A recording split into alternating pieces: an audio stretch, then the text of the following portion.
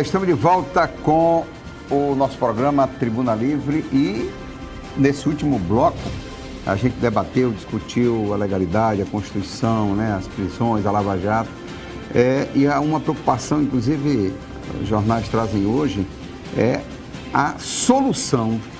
Ela tem que ser política, e como tem uma solução política com mais da metade da Câmara, né, comprometida com doações ilegais, alguma forma de corrupção ou mesmo na justiça eleitoral, e o Senado também, até o presidente do Senado tem com pedido de prisão.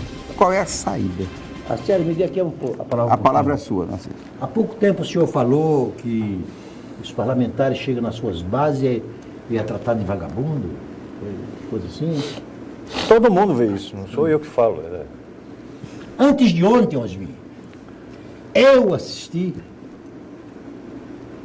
no Conselho de Ética da Câmara dos Deputados, Vixe, eu vi. quando estava sendo julgado Não.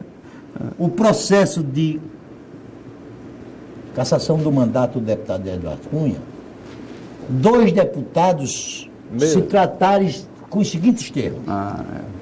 Vagabundo. Na Comissão de Ética da Câmara dos Deputados. Na primeira Um fileira. chamou o outro de vagabunda. O outro respondeu: vagabunda é você é ladrão. O outro disse: você é ladrão e safado. Isso na Conselho Vossa Excelência, né? Quer dizer, somos selecionados para a comissão de ética.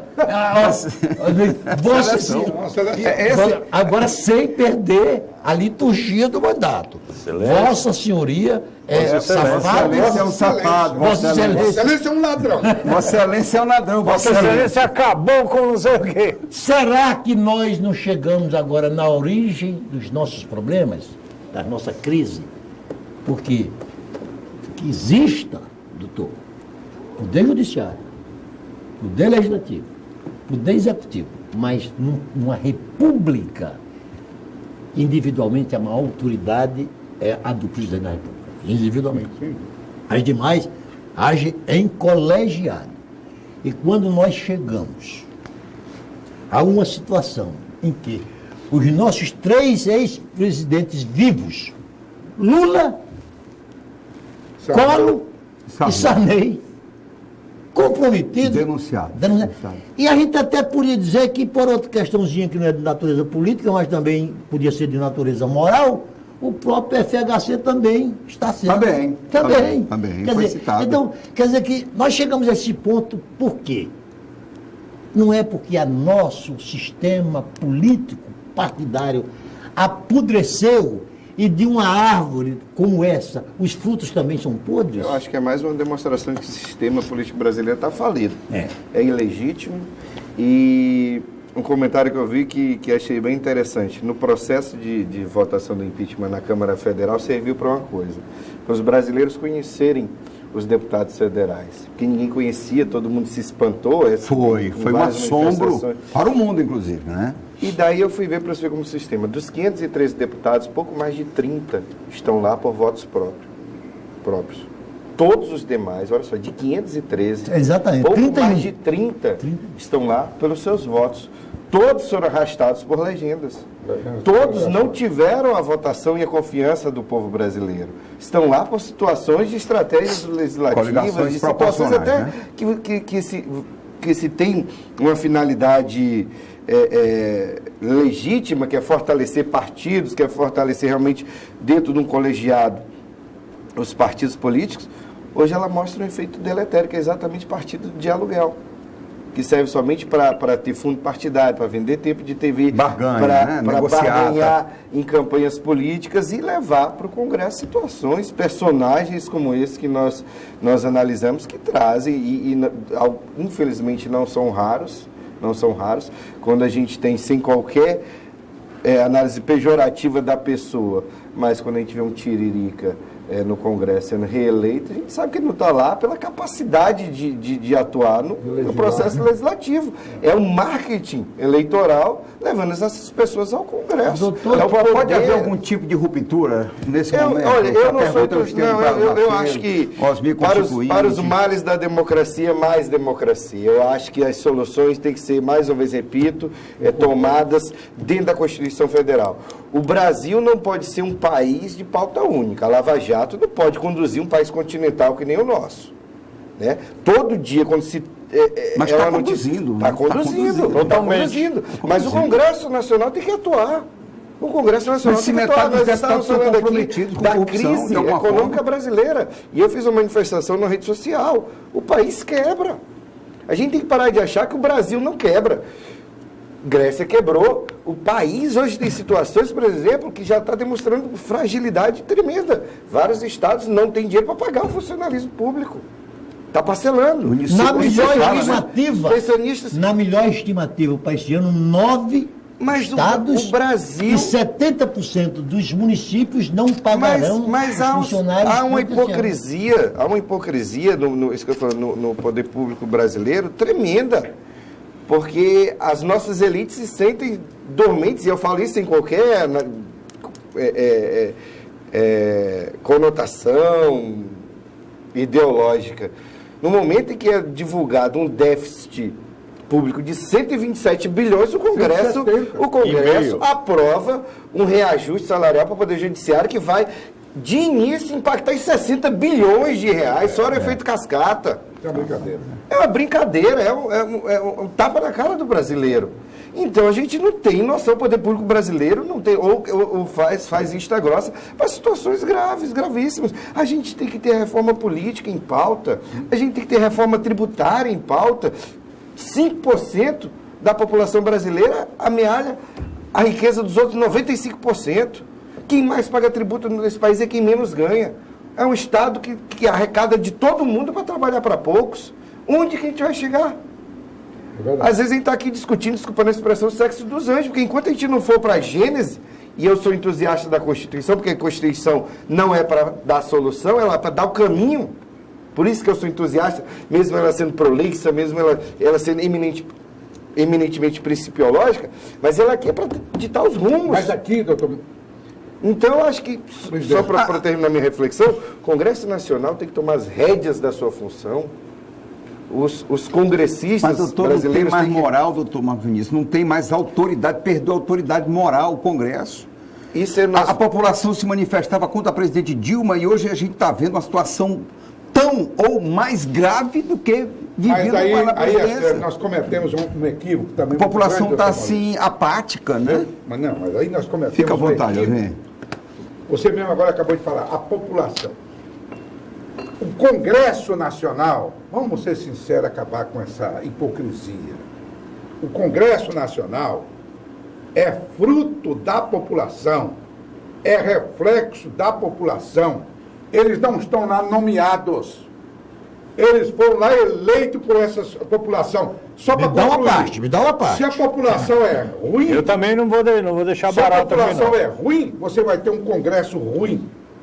Pode dar a parte que quiser. Parabéns, doutor.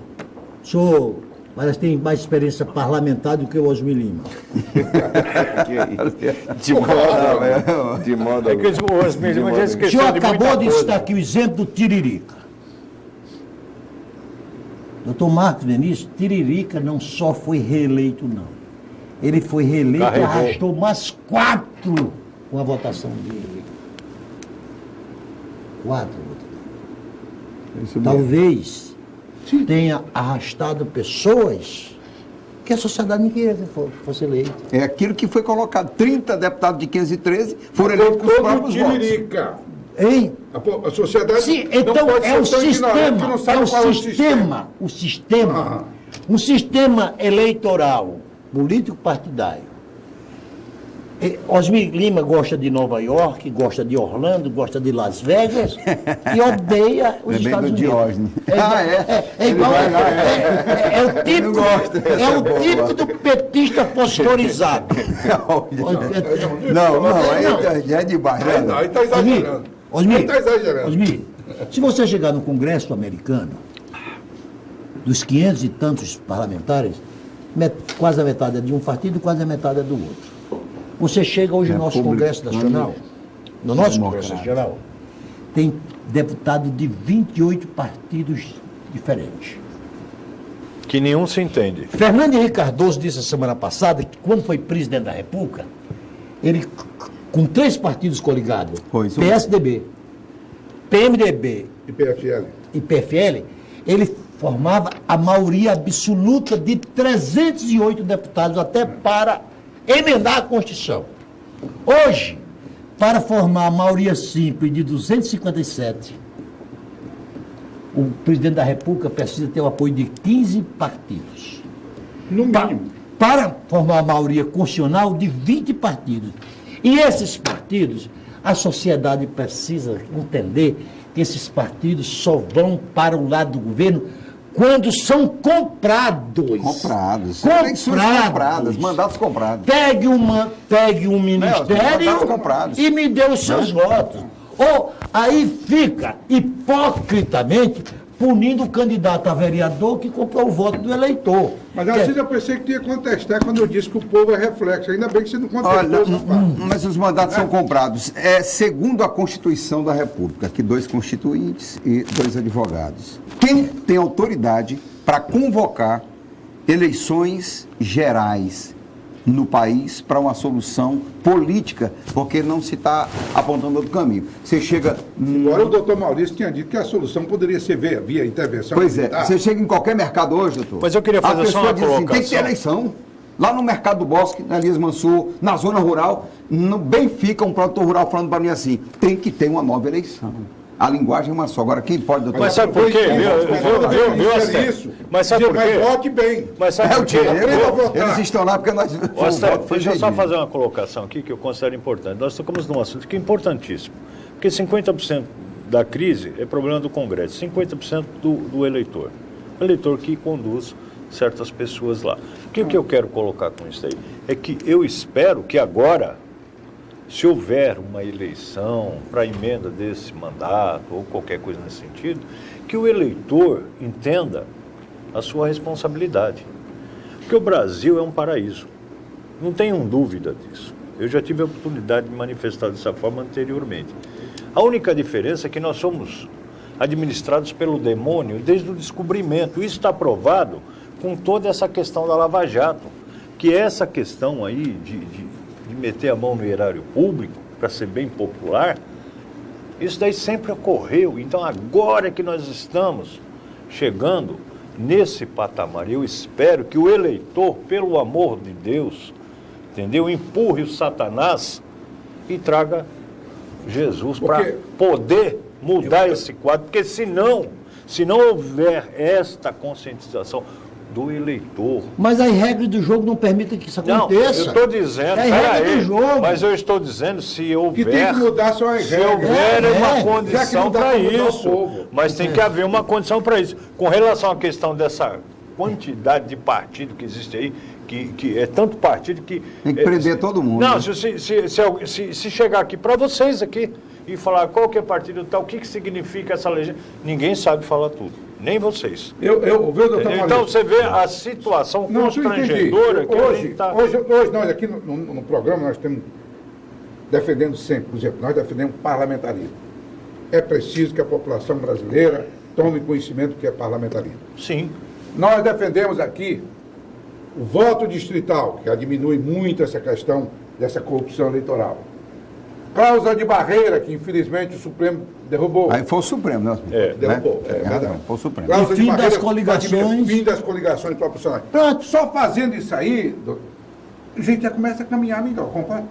Mas nós só vamos ter 30 votos a favor, o restante é tudo contra. O modo que está agora, qualquer eleição que vier com o sistema vigente hoje, abuso de poder econômico. Nós vamos ter só 30 financeiro votos. continuará. Doutor, eu assisti antes de ontem uma entrevista. Só para enriquecer a pergunta. Antes de ontem, o senador Tasso Gereissati, que esse sim é um político que eu tenho na boa conta, sim. Ele disse que saia Temer e entra quem entrar. Pelo partido que for, Vai melhorar. se mantiver um Congresso Nacional fragilizado como está, nós saímos do mensalão, o petrolão, para entrar no outro escândalo ainda maior. Sim. Porque o sistema é quem é corrupto. E corruptor. É uma usina, é uma fábrica de corrupção. Porque esses partidos, eles existem como fábrica. O atual ministro da Transparência, o Torquato Jardim, disse que os nossos partidos políticos, disse a semana passada no Piauí, 3 dias antes de ser convidado para ser ministro, que os nossos partidos são constituídos para fazer safadeza. Ele usou o termo Com essas palavras, safadeza. Sim, mas ele se liga. concluindo, doutor Maurício. Mas é isso que eu estava falando. Realmente, não adianta chamar novas eleições sem ter uma mudança no sistema. Uma mudança no sistema. Imagens continuarão sendo construídas, imagens falsas, o abuso de poder econômico, o abuso de poder político.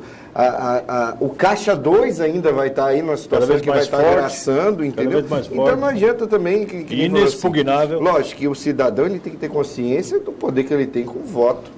Mas, diante do sistema aqui que nós temos, num país tão pobre ainda, né, é lógico que a influência do sistema hoje, ela desvirtua totalmente o sistema político brasileiro. Amigos, a gente está encerrando o programa. Estou encerrando. Eu sei, isso é um dia desse eu ia, porque eu não acompanho esses movimentos de rua, mas Narciso eu ia, e a pessoa gritando, fora os políticos, fora o seu Cantamaná, então aquela gritaria danada. Aí encostou uma jovem, ô deputado, me arranja aí R$20 para tomar aí outra coisa. Eu não sou mais deputado nem nada, não. É complicado, quer dizer, ela está gritando na rua com mudanças. Está pedindo dinheiro para o deputado. Não, mas olha, deixa eu só fazer uma colocaçãozinha Estamos rápida. encerrando o programa. Não, rapidinho, eu recebi no Face, veja bem, recebi no Face aqueles vídeos, nos Estados Unidos, uma banquinha na rua, com um monte de relógios e uma caixinha, escrito lá $10, que seria o preço de cada relógio. As pessoas passavam lá, pegavam um relógio, olhavam, gostavam, punham os $10 e iam embora. Aí fizeram a mesma, até da mesma cor, sabe? Em São Paulo, no centro de São Paulo. Veio uma moça, olhou lá, tal, era R$10 o relógio. Ela pegou o primeiro e tal, deu dinheiro. Isso já é um bom sinal, significa que nós temos alguém aqui que é o ponto de partida. Aí veio um casal. A moça pegou, pôs o dinheiro e o namorado do lado já pegou um relógio e já botou na bolsa dela. Vai vendo. E assim foi. Daqui a pouco chegou 2 rapazes, cada um pegou um relógio. Daqui a pouco eles voltaram com uma sacolinha. Pegaram todos os relógios até a caixinha do dinheiro. Então, é aquele negócio. Nós precisamos ter consciência de que estacionar o carro num local proibido é um crime, é uma corrupção. Ontem, por exemplo, no mercado eu vi um carro de luxo, extremo luxo, um Jeep daquele estacionado num lugar para... Eu fui querer falar com a pessoa.